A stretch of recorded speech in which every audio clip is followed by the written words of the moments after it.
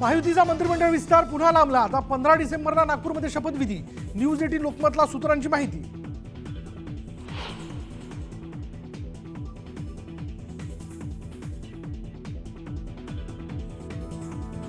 मंत्रिमंडळ विस्ताराचा फॉर्म्युला अखेर ठरला। भाजप 22, शिवसेना 12, राष्ट्रवादीला 9 मंत्रिपद मिळणार। गृह खातं भाजपकडेच। शिवसेनेचा आपल्या मंत्र्यांसाठी अडीच वर्षांचा फॉर्म्युला। नाराजी टाळण्यासाठी सेनेची युक्ती।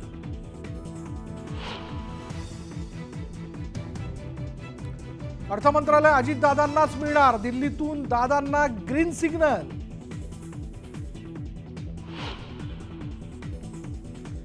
दोन्ही राष्ट्रवादींनी एकत्र यावं। जी कार्यकर्त्यांची इच्छा तीच माझीही इच्छा। रोहित पवारांच्या आई सुनंदा पवारांची इच्छा।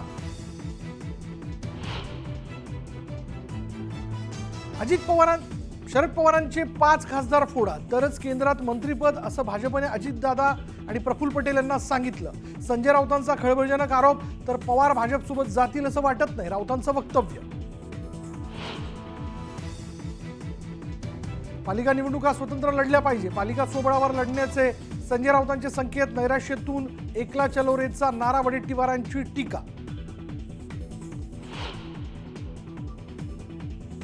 दादर रेल्वे स्थानकाबाहेर हनुमान मंदिराला मध्य रेल्वेची नोटीस। मंदिर हटवू देणार नाही।